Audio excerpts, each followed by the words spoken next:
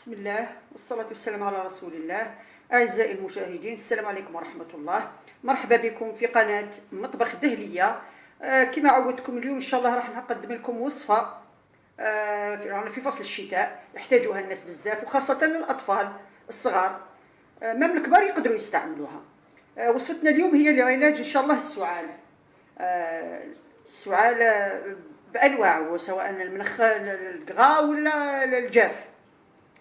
ما كاش نورمالمون ما كاش الجاف. المهم كي راح نقدم الوصفه ان شاء الله راح نزيد نشرح لكم اكثر واكثر. في الوصفه هذه راح نحتاجوا ان شاء الله التومه، من الاحسن التومه الحمراء، ونحتاجوا القارص، الليمون، ونحتاجوا العسل الحر. والمكونات هذيك البسيطه الاضافيه راح تشوفوها ان شاء الله كي يكون نطبق في الوصفه هذه.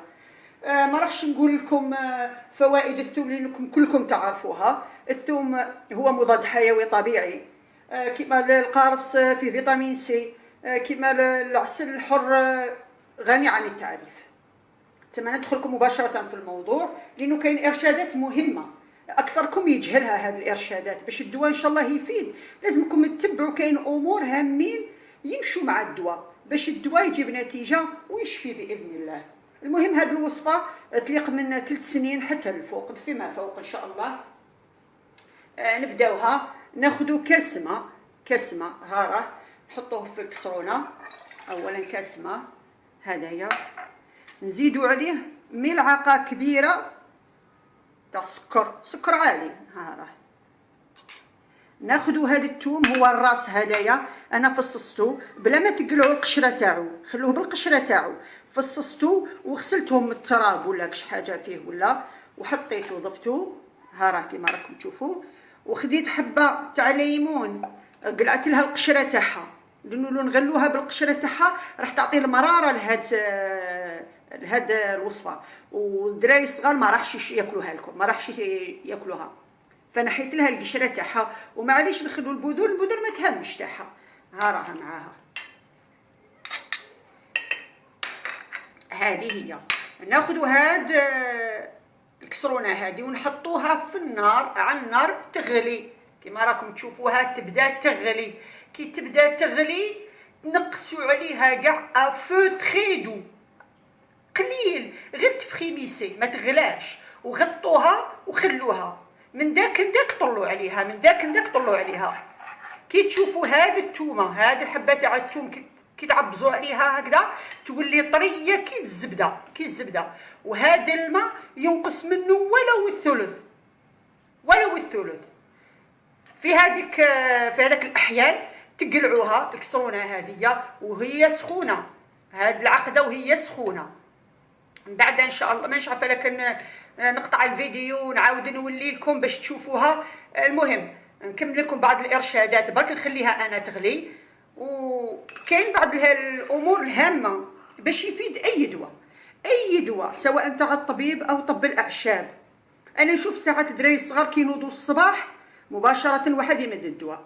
بالكم باللي الدواء ما يتمدش اجان والمعده فارغه، لازم يكون الصغير ماكل حاجه.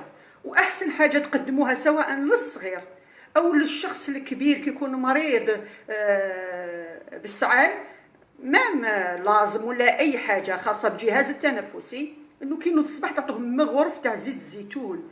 مغرف تاع زيت الزيتون هذيك راح توسع الشعب الهوائيه، راح توسعهم، وراح تخلي هذاك الشخص يخرج السعله هذيك، يخرج النخمه اللي راهي في الرئتين تاعو.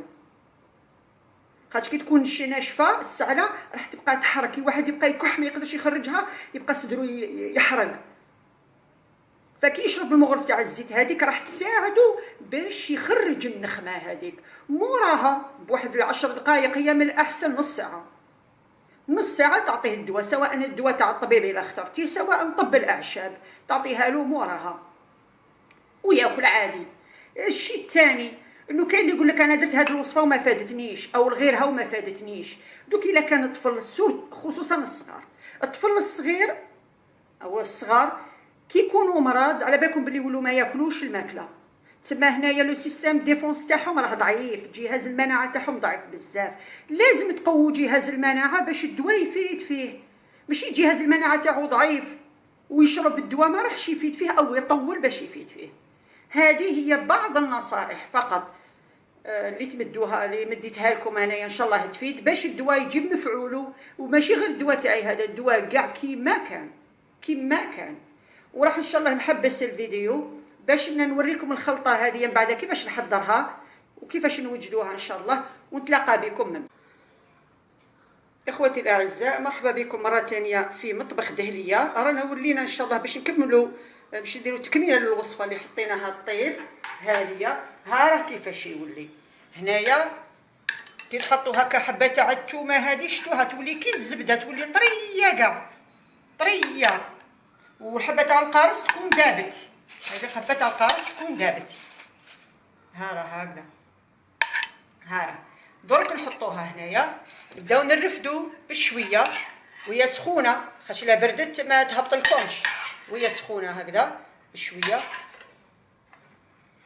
حطوه في الصفايه تاع القهوه، الصفايه تاع الحليب الصغيره هذيك هكذا هكذا، ونبداو نمعسو فيها هكذا، نهبطوها كاع، نمعسو مليح هكذا حتى يهبط هذاك القارص كاع والثومه معاه هكذا.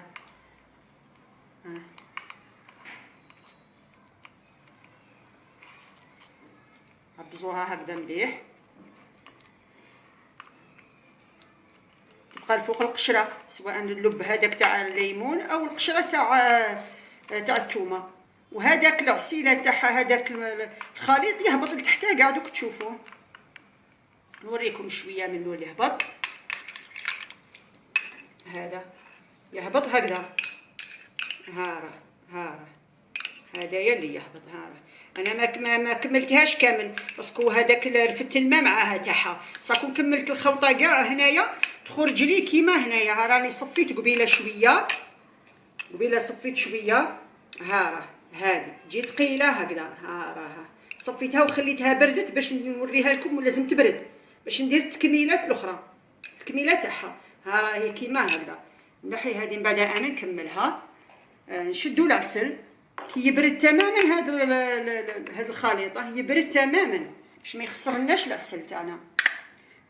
نجيبو، هي المفروض مغرب ملعقه كبيره، هذه الكميه تاخذ لي ملعقه كبيره هكذا، ملعقه كبيره تاع عسل حر.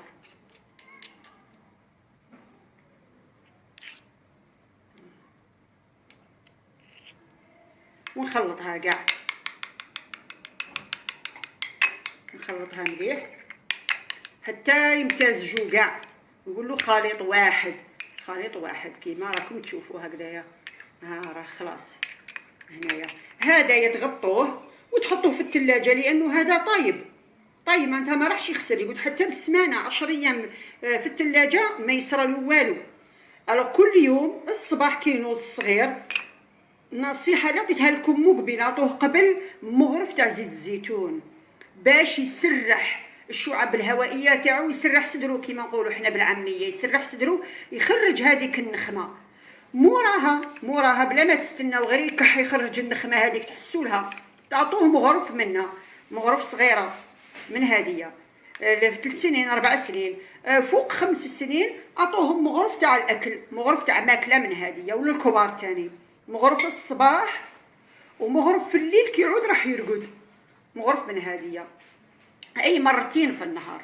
هذا ما كان، والله هو الشافي والشفاء من عند الله.